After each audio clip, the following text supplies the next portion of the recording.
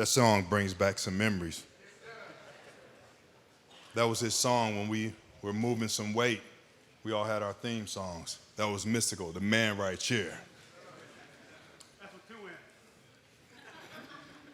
I could spend all of my time up here. I can spend all his time talking about him on his intro. My wife asked me, she's like, describe SummerStrong. Like, how do you describe it? And she has a way. She said, it's like Oprah for meatheads. She loves her meathead, right? She loves it. 2003, my second year being a director of strength and conditioning, I get a phone call. We're in the summer. And a guy named Bryan Mann calls. Said, hey, I've got some issues back home. I got an internship in Arizona, but my dad is not doing well. He's in Springfield, Missouri, Joplin, in that area. He said, I need to change my internship. I want to know if I can come by. I said, yep, come on by. I want to meet you. Don't know who you are. And our guys are squatting. And I said, well, I don't do typical interviews if you're going to just show up like this. And we're talking, and I'm walking him around, guys are squatting. He stops, he ignores me, he walks off. I think I'm still talking to him. He's over here coaching my guys on squat. Hey, get your hips back. Get your chest up. Like, whoa. Hey, yeah, the job's yours, man. The job's yours. 2000, if you know him, he has a quest for questions, right? He's always searching for answers. But he's always trying to search for more questions. 2006, 2004, that GA class, Koskazadi, Janet Heitmeyer, Bryan Mann, don't know a better GA class in the history of GAs. 2006, he's with Caton and Stoner and Floyd, and we're lifting all the weights in the world, feeling like we're on top of the world. Bryan Mann is a special person. He loves all kinds of music. He loves eclectic things. He's classically trained speaker. I can go on woodworking, family, husband, father. I can keep going. Loves all kinds of music because he loves all kinds of people.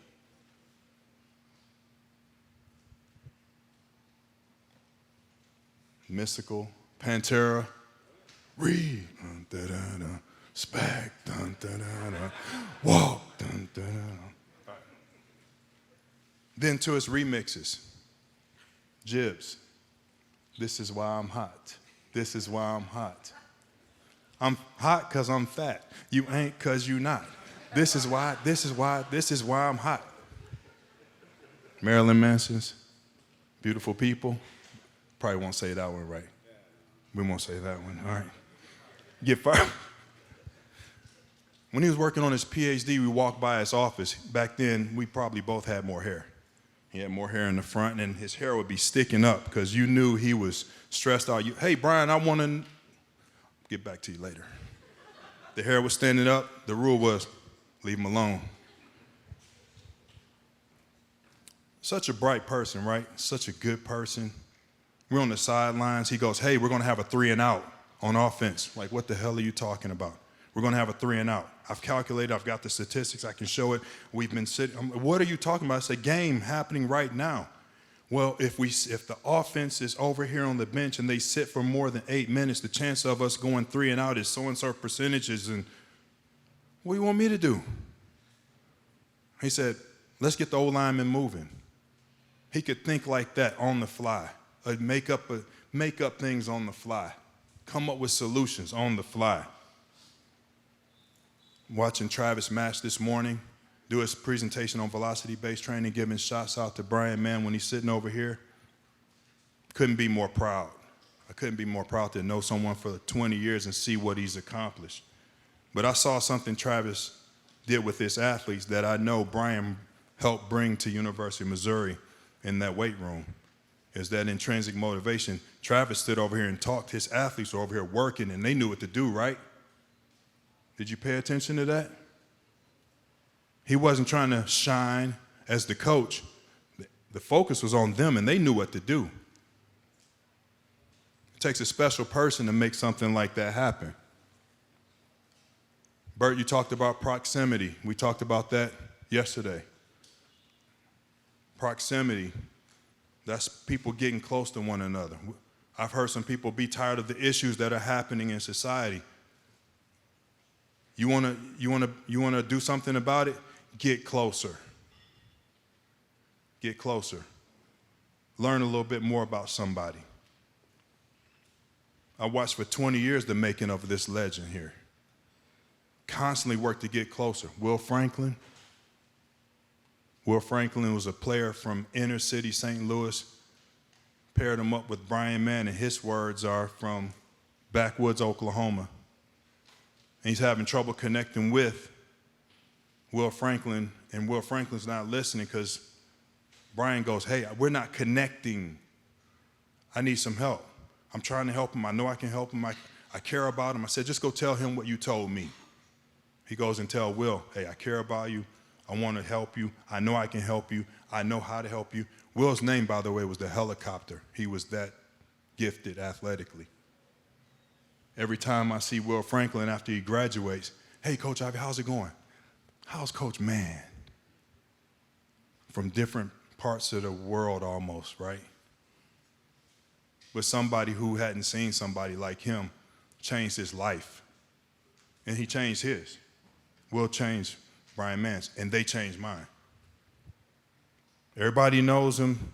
He gives more than 100% more than he takes. Everybody knows him for his brain and velocity-based training.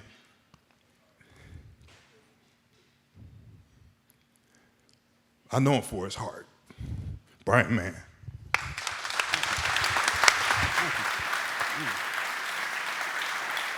All right.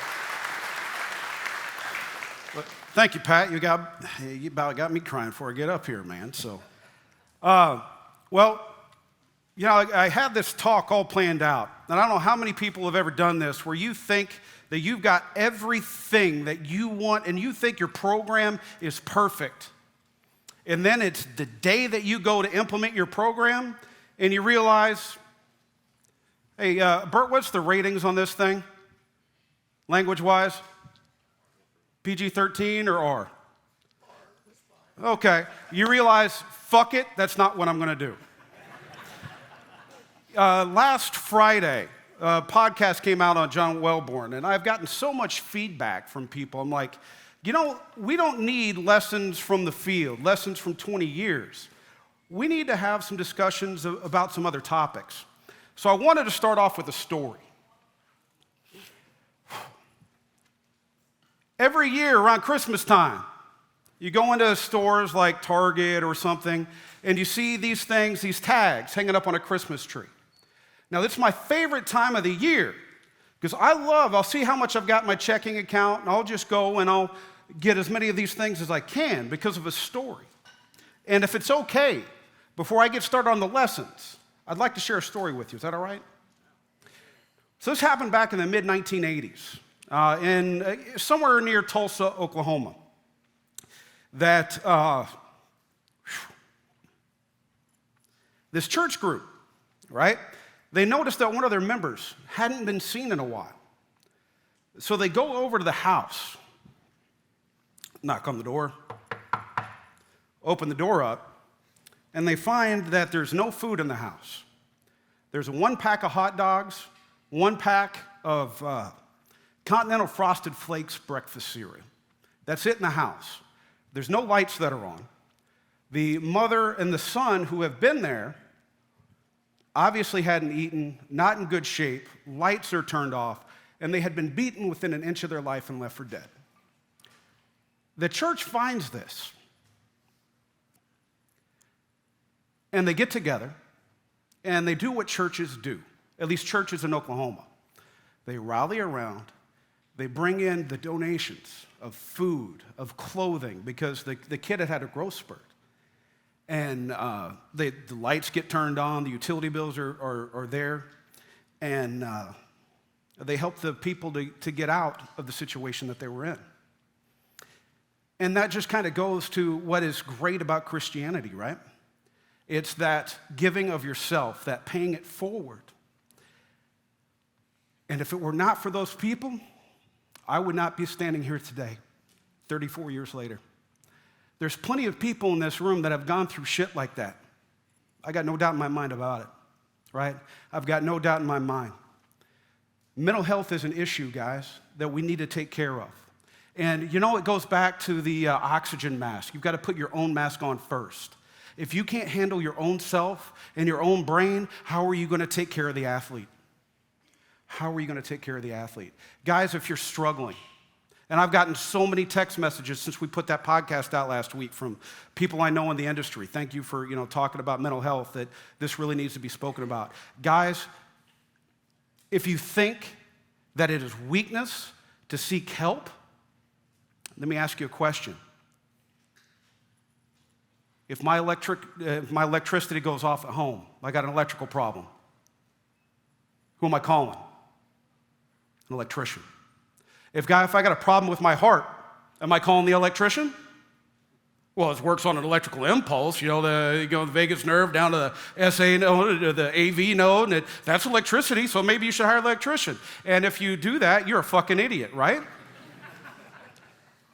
So why then are we relying on heavy weights or alcohol to solve our problems? If you have a problem,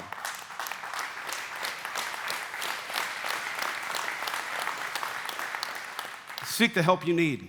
Because if I wouldn't have gotten the help that I needed, I wouldn't be here today. I'll tell you that right now. At 7 years old, I was suicidal, thinking that if this is the best that my life is going to get me the fuck out of here. I don't want to get beaten every day. I don't want to go through times of no food. Get the help you need. I share this not for sympathy. I share this in case there's somebody out there who's hurting. And I want you to be around. I don't want you to succumb to suicide like I've had so many friends do. In the world of strength sports, the first book with anything with sports psychology was mine, in powerlifting, and I was very happy to do that. And after having a bunch of friends of mine and old training partners that had committed suicide, I decided that we needed to have a mental health section in that book. They told me no. I said, go fuck yourself and find a different author. And there's a pretty good section on mental health in powerlifting now, so that came through. All right, so let's switch gears. And I already screwed up on the first page. It should be associate, so I got promoted there. And also, I'll go ahead and announce today, starting June 1st, I'm the Director of Sports Science for the Olympic Sports at the University of Miami as well.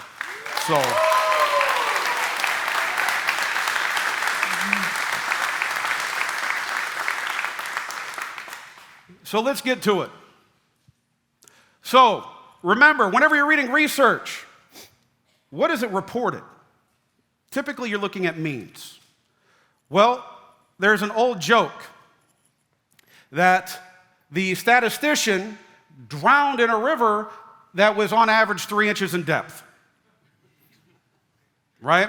Because there's a big hole and then there's nothing up there, so, he drowned in a 3-inch river. It happens. Shit happens. Whenever I get slightly emotional, my filter is off, guys, so I'm sorry. If somebody is offended by profanity and you're expecting some high-class, listening to classical music, drinking red wine, and sticking your thumb out, your pinky out when you're drinking tea, it ain't fucking me, I'll tell you that much. Okay, so sometimes not even one single person is the mean. And a lot of the research studies that I've done, they're literally, nobody was the mean, that was just the average. So if someone isn't at the mean, it doesn't mean they're weird. It doesn't mean that something's wrong. It doesn't mean that your program is jacked up. It means you're dealing with humans.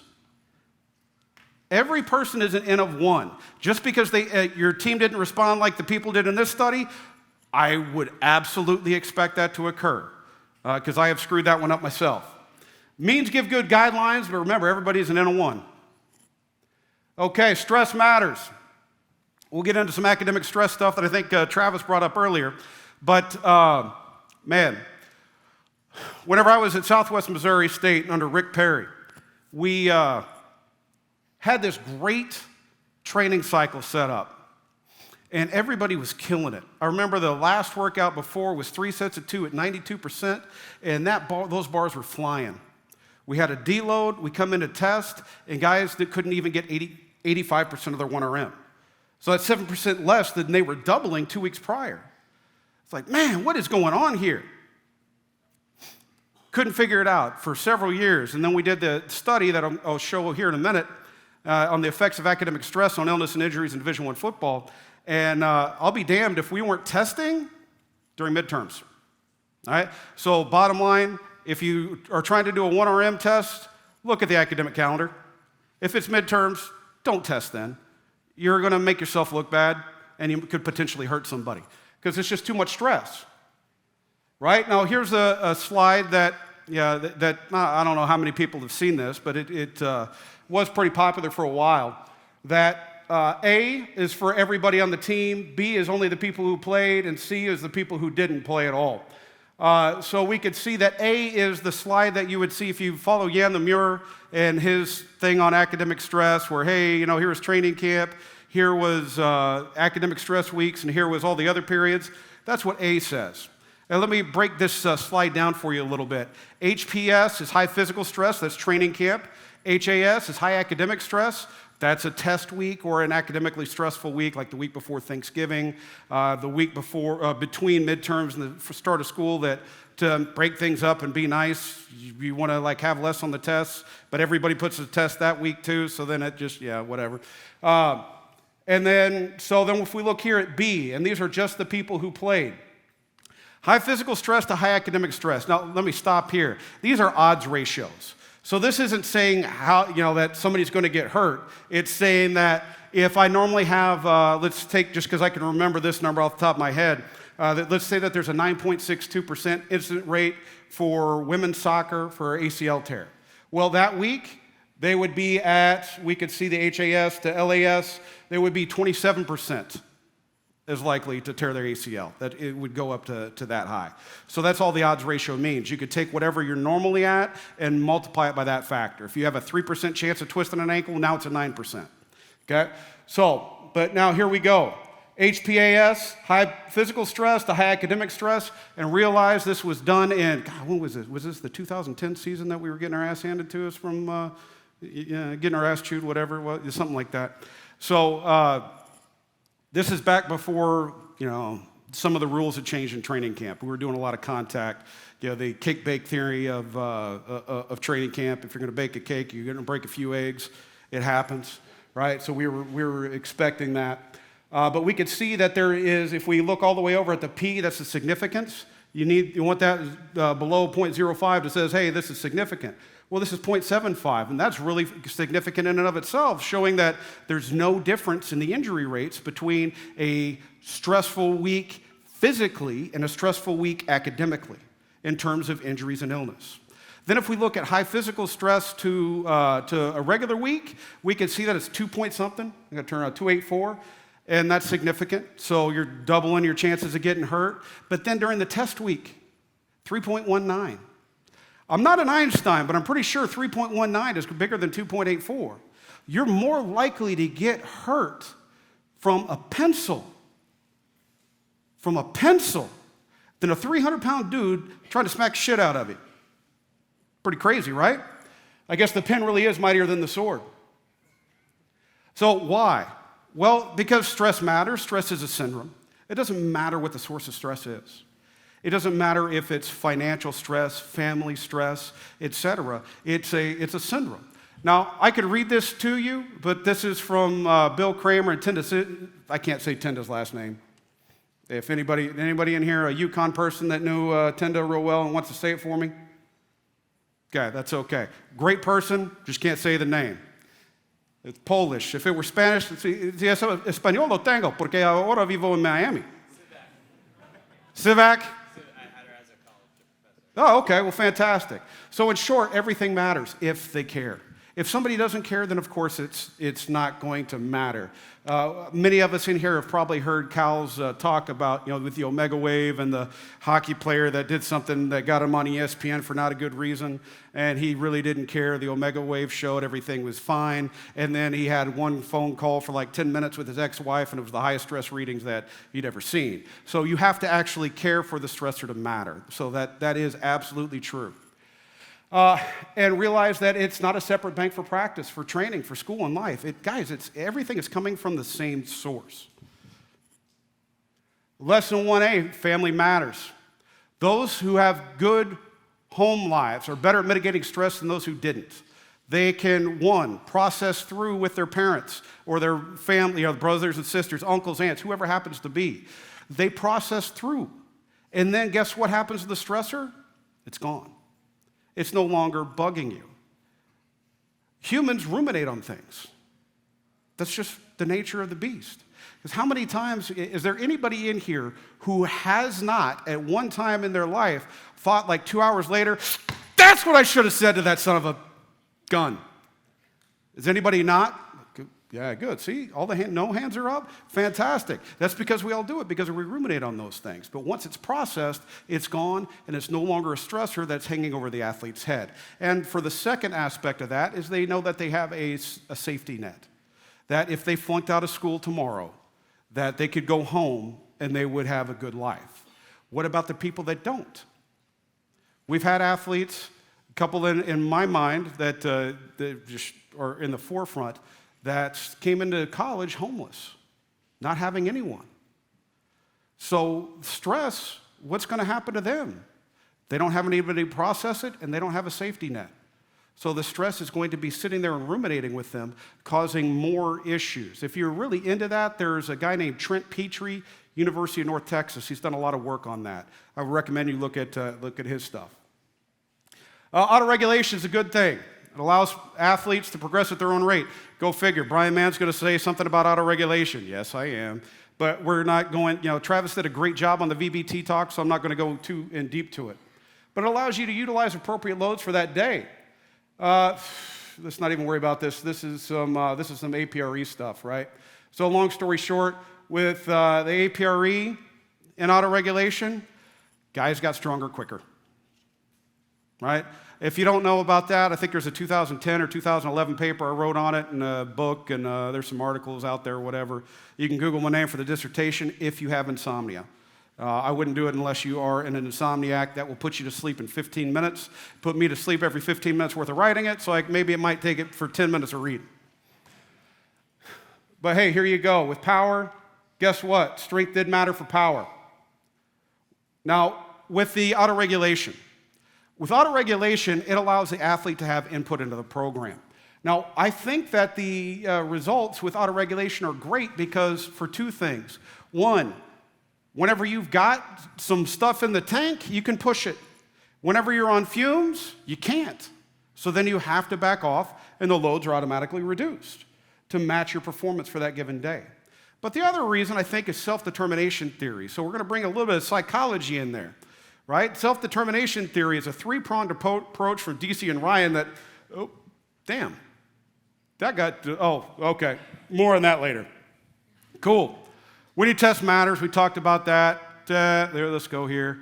Eccentrics are good in small doses, okay? So this whole shit up here in the top, let me just tell you what this actually said, okay? I'll just tell you what I did. So Cal's a good friend of mine, right? I call him my brother from another mother. And I had never done triphasic, all right? And I had a summer where there was, I think, 10, there he is. Yeah, he already knows what's coming. I think I sent this to him for his website. So I had 10 soccer players that were going to be there in June and July. So I thought, hey, you know what, let's go ahead. Everybody's telling me about it. Cal's telling me try it. I'm going to try it. So we run the 2-week Eccentrics, 2-week ISO, and then the concentric. We did change direction 2 sessions for the entire summer. And why did we only do it 2 sessions for the entire summer? Coach doesn't care about change of direction. All he cares about is the beep test, so all of our running was aerobic, right? So you give the coach what he wants. Even though we did no change of direction drills, we had an average, I think it's 0.26 seconds. 0.17, but that's with the one person that was a non-responder because they did a tremendous amount of it during their rehab process. They were coming back from a knee injury, and they did a lot of eccentrics. Whenever I took her out, it was 0.26. 2.26 second decrease without doing any change of direction training at all for the course of the summer. Why? Well, we had a need for eccentrics because I didn't do it. All I ever cared about was the concentric velocity. So long story short, if you've got a weak link in your program and you improve that weak link, guess what? It's going to make the other things better. Yeah? But that doesn't mean that training with eccentrics all the time is going to cause that sort of thing to happen. Also, little doses with eccentrics can make a big difference. We had just a few people long story short, we had a GA that had to do a thesis option to finish up. And she wanted to do the K-box. I was curious about it too. So we went to the head strength coach who was there at that time, and like, hey, let's try this. And we're like, how about let's get 2 groups of 10 people, the walk-ons, and he's like, I'll give you 4. Shit, okay, well, give us 4. And by the way, if they get hurt or if they complain about being sore, it's done. Like, okay, so the lightest load it will be then. And they did 3 sets of 5 once a week. So we're talking about, 60, 75 extra seconds of work. And we could see what happened from the pre to mid, and we see what the difference is, the 25 newtons per kg per second. The mean is, like 50% in 4 weeks. 50% in 4-week increase in their eccentric deceleration rate of force development.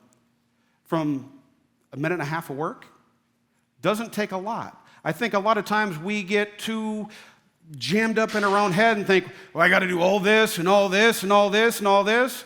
Dude, a minute and a half of work made a massive difference. Small things can make big differences. Eccentrics in big doses can be a really bad thing. Okay? So there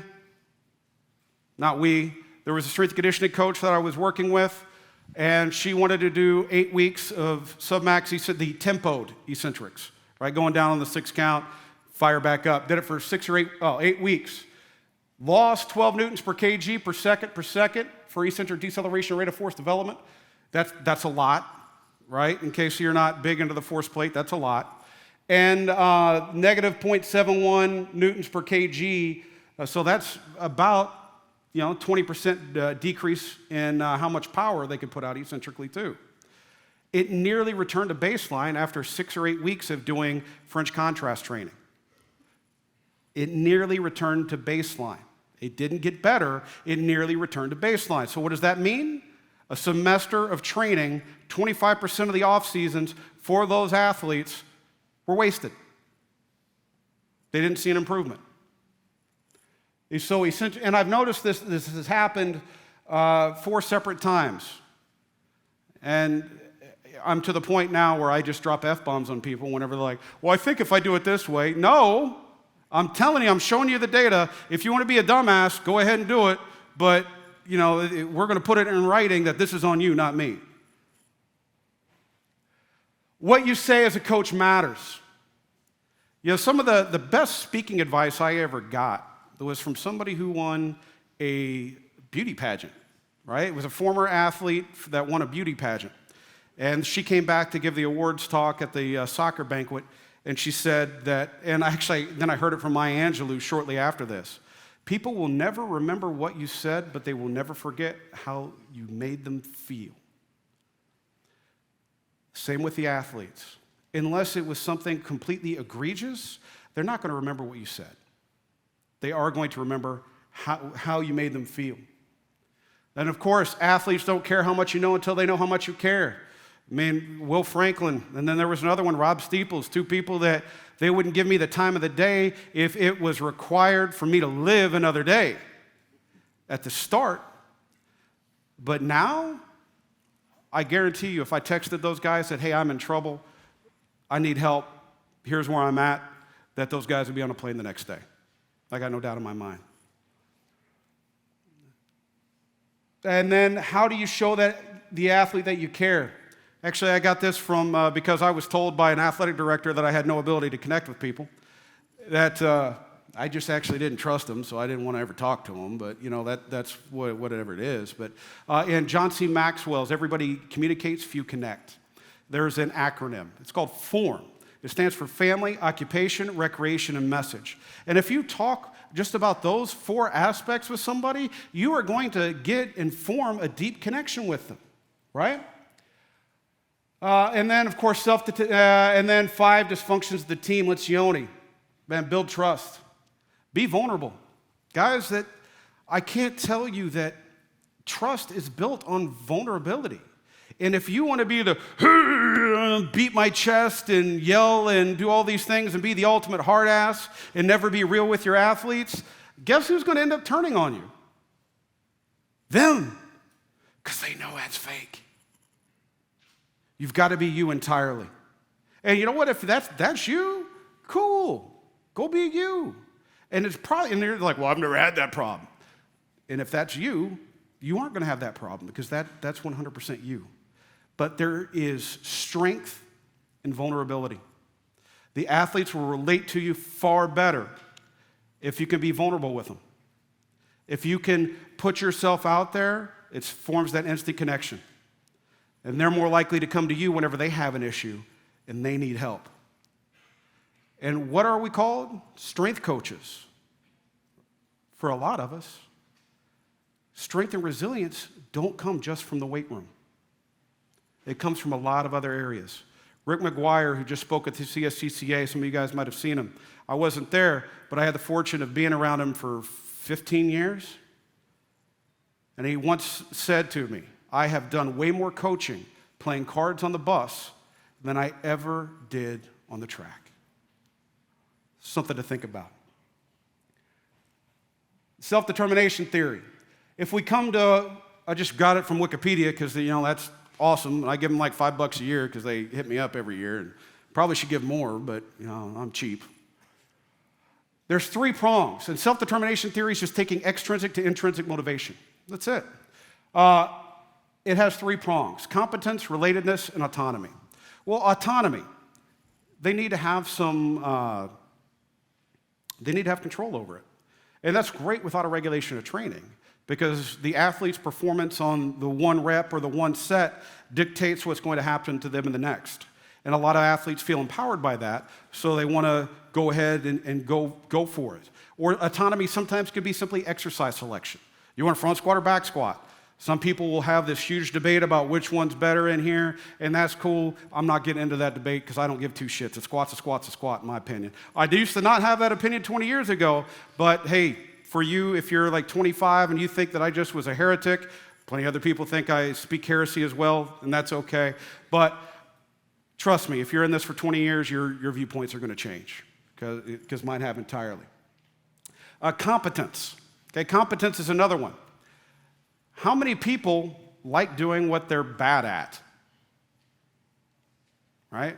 You are never going to catch me playing guitar in front of people because you know what? I suck at it. I've had like 1 lesson. I've had my hands broken too many times. My pinkies don't work for shit, and it's ugly, right? But it's not going to be anything for me to just hop up and go, oh, Danny boy, the pipes are calling. From glen to glen and down the mountainside. Because I know I can carry a tune in a bucket. I have no problem singing. But whenever we're to do something that you're not good at, the athlete isn't going to want to do that.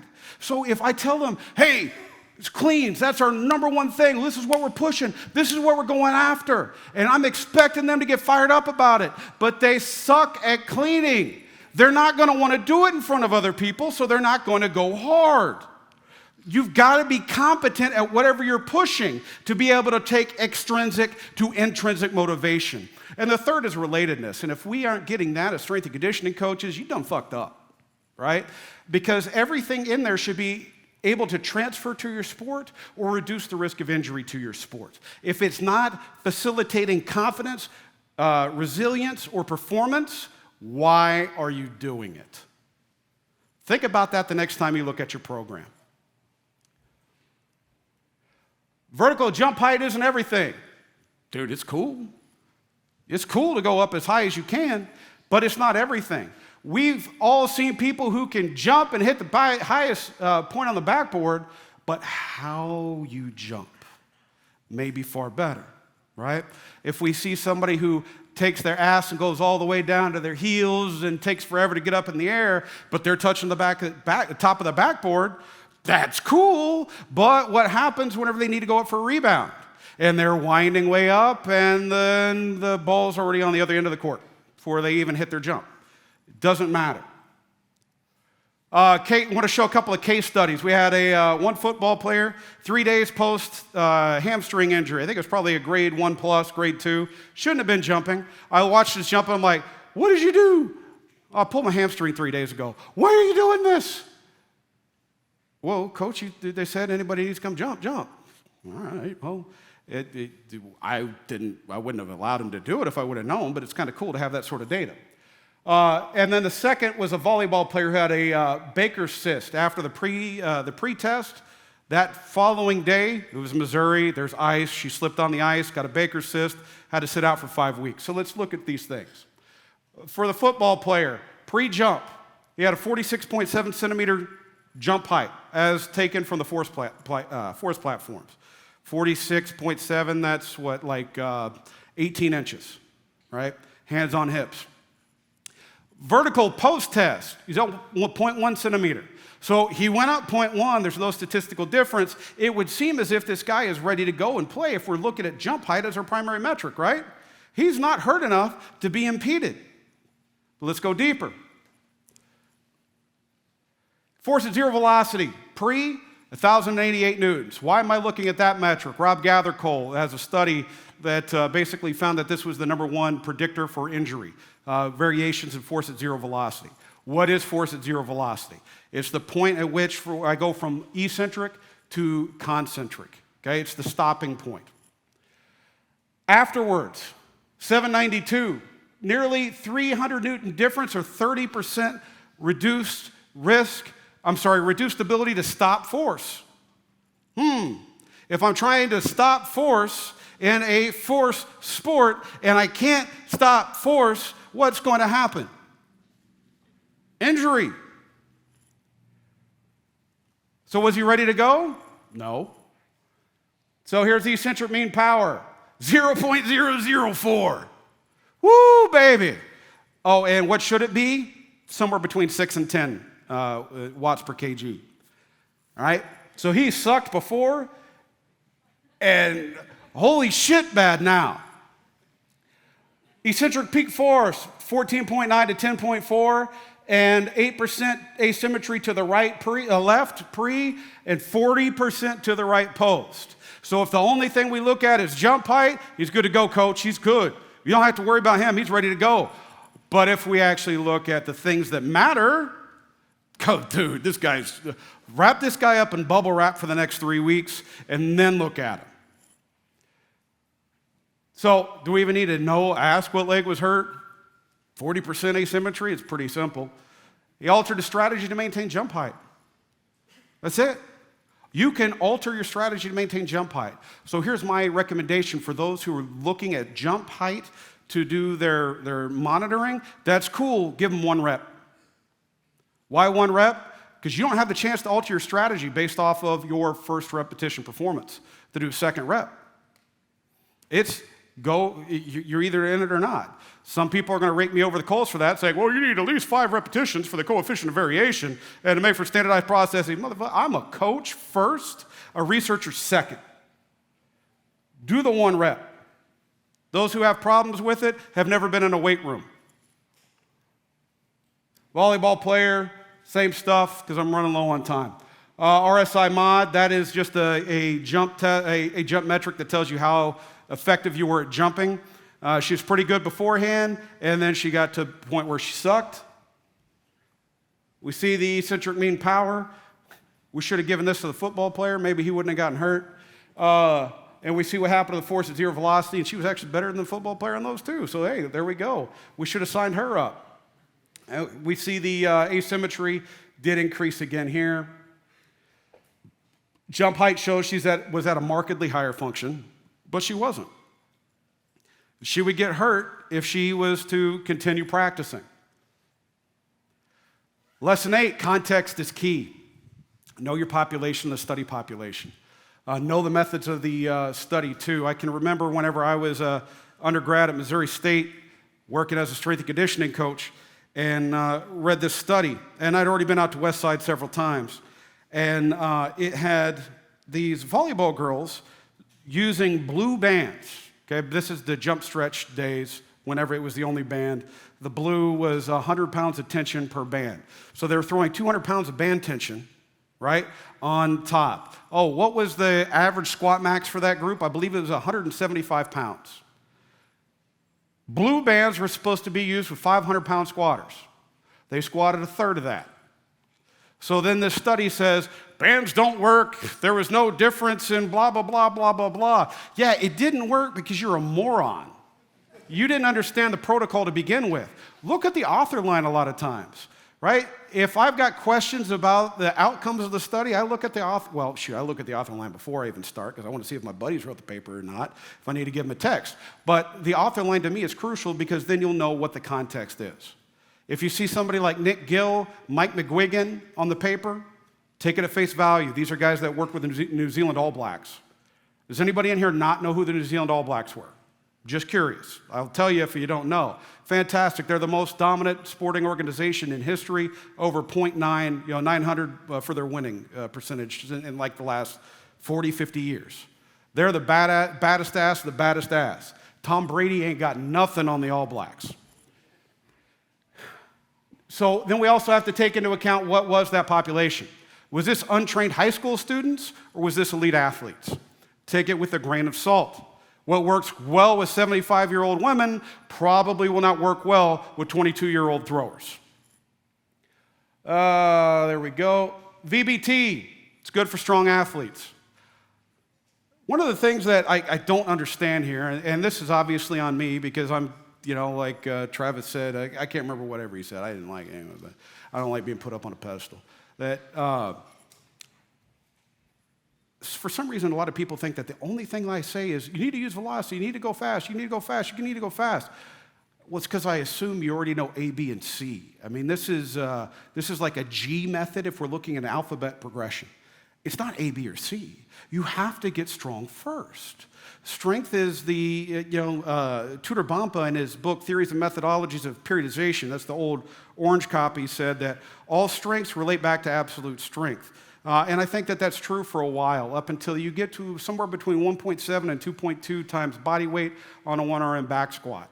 That if you simply get stronger, it's going to pull everything else up. And we talked about it on the podcast with John, so I don't want to go, and Chris, I don't want to go into too much depth into that other than the fact that you got to be strong too.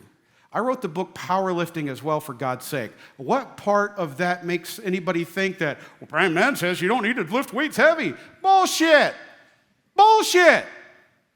You need to lift heavy and you need to lift fast. It's called a force velocity continuum, not a force velocity point. You've got to train at all points along that continuum. And if you want more information on that, you can look up the talk that I gave at the coaches conference back in January with Tim Sukamel. If it's not up on NSCA TV or YouTube now, I'm sure it will shortly. But VBT for us, whatever they got strong, it bought another 2 years of development. So here's the blue is the traditional where nobody did VBT. And then the red is whenever they started doing VBT. It bought us another 2 years of progression, okay? So what does that mean? That means another 2 years of development of the athlete. And if you're like, well, that's because you got shitty programming, that's why they only got jumping higher for 1 year. And what did this come from? I took the Sayers equation with vertical jump and body weight, and I compared changes in power rather than changes in jump height. Because if you put on 40 pounds, you're not going to be jumping higher, but you are producing a lot more power, especially if you're at the same height. So we looked at power production, and it quit changing. And for those individuals who are like, well, it's just because you suck as a strength coach. Cool. I appreciate your input. Very constructive of you. But I will also come back and argue that there's 3 other studies that showed the exact same thing at Division I, at Oklahoma State, at Akron, and at Texas A&M, okay? At those 3 universities. So it isn't just us. We're not the only ones who sucked, okay? If we sucked just as bad as everybody else. Race to the bottom, baby. Intent matters. This is the whole thing behind velocity. It drives the intent. If you drive intent, what do you also drive? Compensatory acceleration, going fast through the entire movement. This study, hey, you remember how I said, look at the authors? Nick Gill's on this one. Guess who this was then? Who the subject population was? It must have been the All Blacks. All Blacks are pro athletes, right? Let's see what happened with some pro athletes doing VBT. This is the program that everybody did. You can look through it all you want, but I'm skipping on. 18 of 241 repetitions differed. They didn't differ by load. They didn't differ by exercise. They didn't differ by rest. They differed that on 18 out of 241 reps, one group received the feedback of the velocity, the other group did not. That was the only variation. And let's look to see what happens. Oh, that's the output. That's real sexy, huh? All the devices now look a hell of a lot better than that. But let's look at the results. Long story short, the group that got feedback went up, and they went up a lot more than everybody else. In fact, the 30-meter sprint, the non-feedback group actually got a little bit slower. Okay? Now, whenever you look at the effect sizes, we could see that this is a magnitude-based inference. So take this stuff with a grain of salt. We know from Dr. Schwartz, or whatever her name was, out at Stanford, that this probably isn't the best thing to use, but I'll still argue back to the point that how many people are on a basketball team? 12. How likely is it that I'm going to have statistical significance from 12 people? Not very. I'm going to use magnitude-based inference in those groups that's going to give me the best information that I possibly can. Am I going to publish that? Hell no. But I'm going to go ahead and know what works for my athletes from that.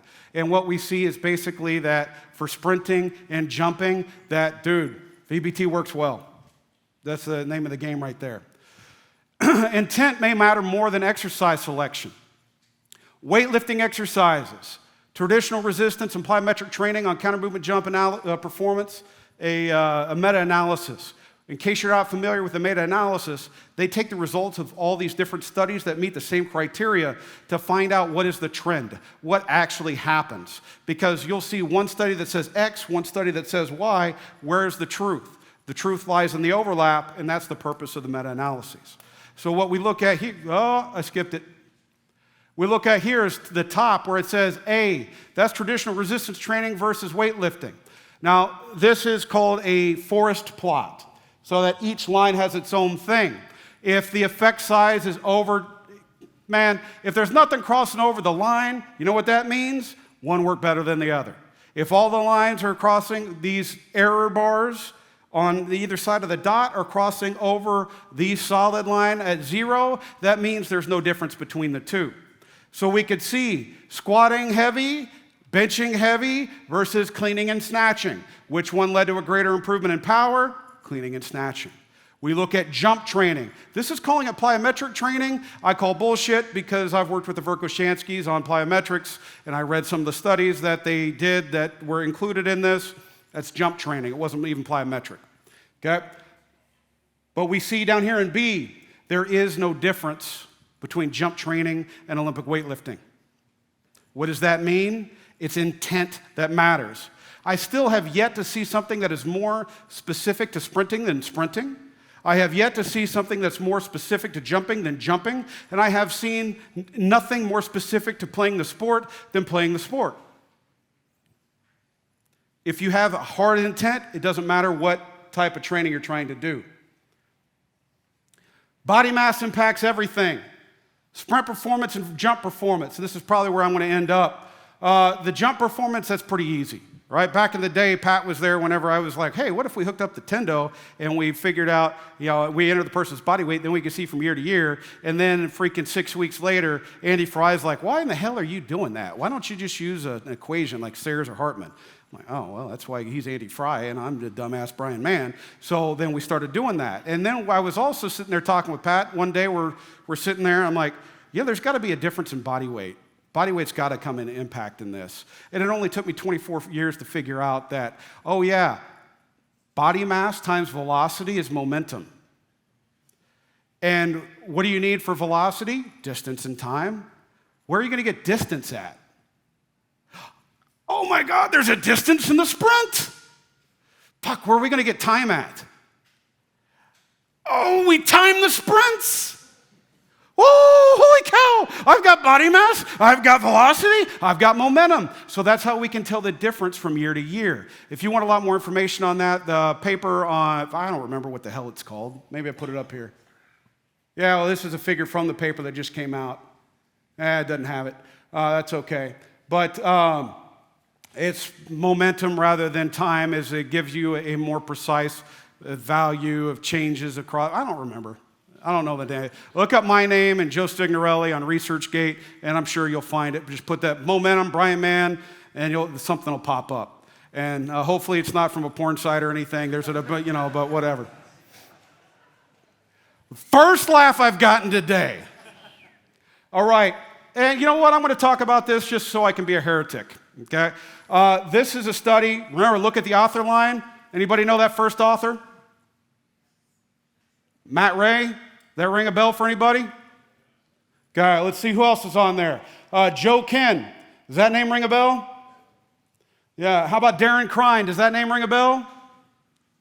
For some people are like, no. He's another NFL strength coach. Okay? These guys know what they're talking about. Joint angle, whatever. Let's get into it. One group did quarter squat only. One group did half squat only. One group did full squat. They all pre and post tested all three conditions. So guess what? If you did full squats, what do you think went up the most of those three? Full squat. It's called SAID principle for a reason. Specific adaptations to impose demands, not general do something and everything gets better. Now it's specificity. Okay, so we see all those baselines, who cares? Let's look at the percent changes. Let's come over to the stuff that matters. Vertical jump and 40-yard sprint. The quarter squat group, their vertical jump went up 15%. Half squat group went up 7%. Full squat group went up 1%. Now realize these are trained individuals. Okay, their squat 1RM, if I remember correctly, everybody was over 1.7 times body weight. What's significant about that? That's where the transfer starts to really peter out. Okay? So then what would you need if you're no longer seeing transfer from a general movement? You need to increase the specificity. Okay? So, by the way, where do people usually vertical jump from? All the way down here, right? Some all the way down here, touch the floor, jump up as high as you can in the air. That's how people vertical jump, right? And that's how they do it in team sport, correct? I mean, that from everybody saying full squat is the only way to do it. Okay, I've done that for a while too, but realize that there's a time and a place for everything. Okay, and I'll wrap that back into it here in a second, as people are probably getting the guillotine lined up for me outside to chop my head off. And that's okay, it wouldn't be the first time. If you ever work for Pat Ivy, you know what it's like to get your head chopped off and your dick chopped off at the same day. All right, so we look at the effect sizes. And we can see that the effect sizes for vertical jump, these are Cohen's D, so 0.75. That's getting up into the holy shit range right there for that sort of effect. So yes, there was a massive effect that happened from quarter squat jump as its transfer into vertical jump, and we can see the same for the sprint. So that's pretty much where it is. Transfer, who cares? Takeaways. Basically, here's the deal. If you have got a trained individual and they are no longer adapting to what you've been doing, change things. Look at things like joint angle specificity. That's all this is. That's all this is. And I'm also, take into account, I never said do not full squat.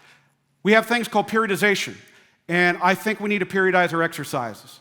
At the beginning of the year, what do you need to do? You need to restore joint function and joint range of motion. What's one of the best ways to do that? A full freaking squat. You full freaking squat at the beginning of the off season. And then for your players who are not seeing increases in speed and jump performance from squatting, guess what you should do with them as you get closer and closer to the season? Increase their specificity. Go to half squats. And how would I go to half squat? Dude, here's all I do. I recommend bringing the feet in. And then the quarter squat, my feet are going to be hip width, right? Go down as far as you can to where you feel like you got good technique and come back up. So it's just changing the foot stance through the course of the year. I'm not saying don't squat. And if I go any longer, Bert is going to kill me. I'm sure he's got his bow right there to threaten me. So I'm going to shut up right now and not get to the rest of the lessons, but I'm cool with it for the mental health aspect of it. Thank you.